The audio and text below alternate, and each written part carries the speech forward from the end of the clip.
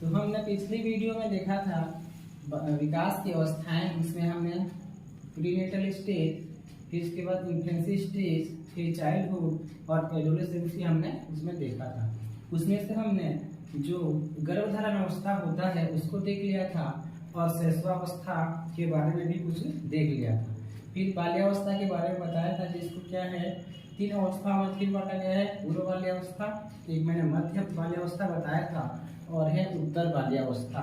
क्योंकि जो मध्य बाल्यावस्था है उसको क्या है उत्तर बाल्यावस्था के साथ ही उसको पढ़ा जाता है, उसको अलग से अभी नहीं पूछा गया है।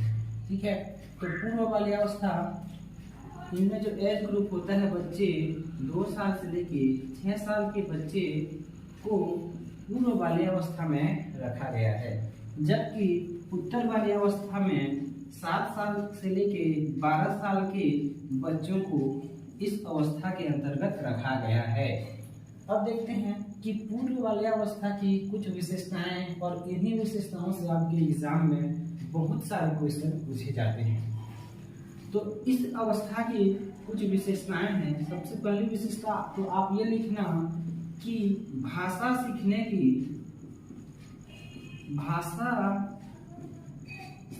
की सबसे उत्तम अवस्था है। मैंने कहा भाषा सीखने की सबसे उत्तम अवस्था पूर्व बाल्यावस्था को कहा जाता है। और ये क्वेश्चन आपके जो 2022 में जो CGTT हुआ था उसमें पूछा गया था और CTET में कई बार पूछा जा चुका है। फिर है इस अवस्था को उत्सुकता की अवस्था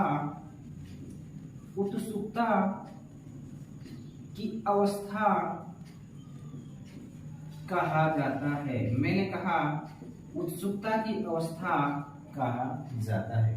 फिर है पूर्व बाल्यावस्था को ही प्रश्न पूछने की अवस्था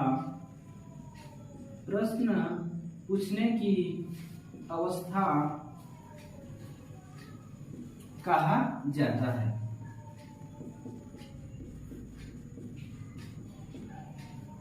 भाषा सीखने की सबसे उत्तम अवस्था है, इसको उत्सुकता की अवस्था भी कहा जाता है, प्रश्न पूछने की अवस्था भी कहा जाता है। ये देखा गया है कि जो पूर्व बाल्यावस्था के बच्चे होते हैं उनमें किसी भी चीज को जानने की क्या है बहुत ज्यादा उत्सुकता होती है। वो उत्सुक होते हैं किसी भी चीजों को जानने के लिए, समझने के लिए। फिर क्या उत्सुकता होती है इसलिए क्या है वो चीजों को जानने के लिए बहुत सारे प्रश्न भी पूछते हैं अपने मम्मी से, अपने पापा से।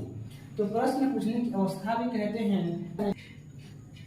पूर्व बाल्यावस्था को प्रश्न पूछने की अवस्था भी कहा जाता है और इसी अवस्था को प्ले एज भी कहा जाता है और इसी अवस्था को प्री स्कूल एज भी कहा जाता है।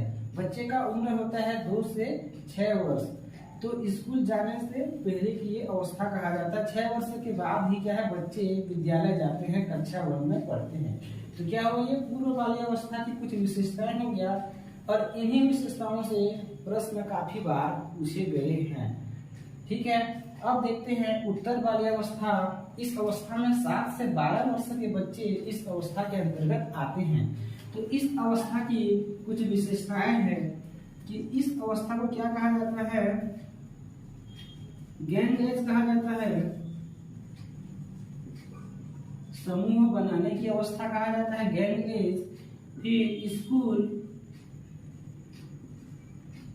एज मतलब स्कूल जाने की अवस्था। ये क्या था, प्री स्कूल एज, स्कूल जाने के पहले की अवस्था, और यह है स्कूल एज मतलब इस अवस्था में बच्चे क्या है विद्यालय जाना शुरू कर देते हैं वो। तो ये क्या है उत्तर बाल्यावस्था, गैंग एज कहते हैं, स्कूल एज कहते हैं। और इसी अवस्था से क्या है बच्चे में क्रिएटिव थिंकिंग भी डेवलप होने शुरू हो जाते हैं। तो ये क्या था उत्तर बाल्यावस्था की कुछ विशेषता है। इसको क्या है गैंग एज भी कहा जाता है, स्कूल एज, और इससे क्या क्रिएटिव थिंकिंग भी शुरू हो जाता है। तो आपके लिए है ज्यादा महत्वपूर्ण है पूर्व बाल्यावस्था। इसी बिंदुओं से क्या है अभी तक प्रश्न पूछे गए हैं। ठीक है, तो ये था बाल्यावस्था। अब हम देखेंगे किशोरावस्था को।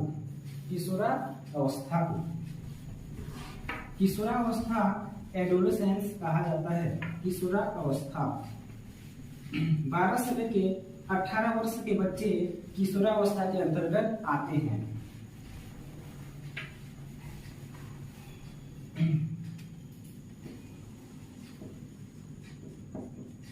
किशोरावस्था एज ग्रुप होता है 12 साल से 18 साल के बच्चे। 12 से लेकर 18 साल के बच्चे किशोरावस्था के अंतर्गत आते हैं। अब किशोरावस्था की कुछ विशेषताएं देख लेते हैं। तो किशोरावस्था को संघर्ष, तूफान और तनाव की अवस्था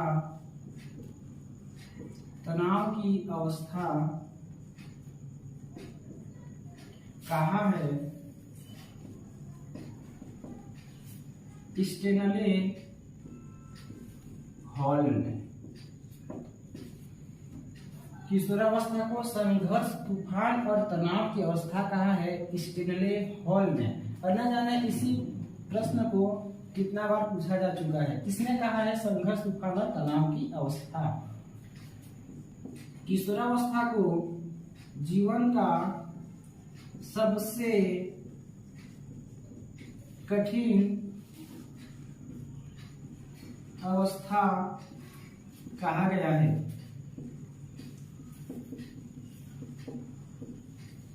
जीवन का सबसे कठिन अवस्था कहा गया है।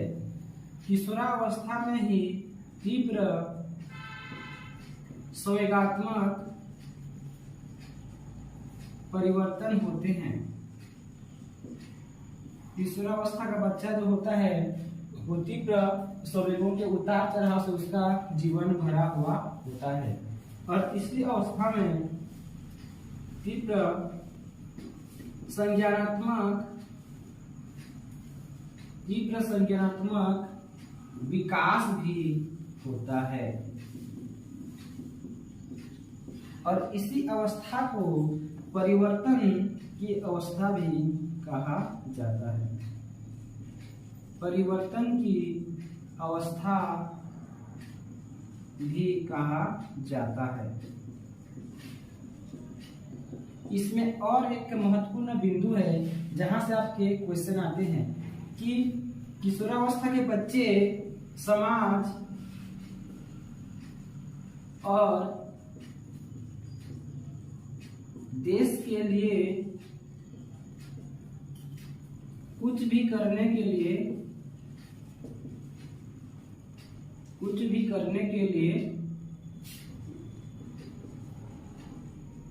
तैयार रहते हैं। वो कुछ भी कुर्बानी दे सकते हैं समाज और देश के लिए।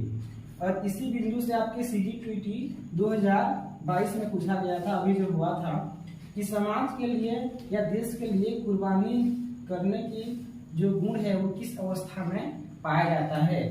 तो किशोरावस्था में। क्या क्या विशेषताएं हैं? संघर्ष, तूफान और तनाव की अवस्था कहा है स्टेनले हॉल ने। जीवन का सबसे कठिन अवस्था कहा जाता है।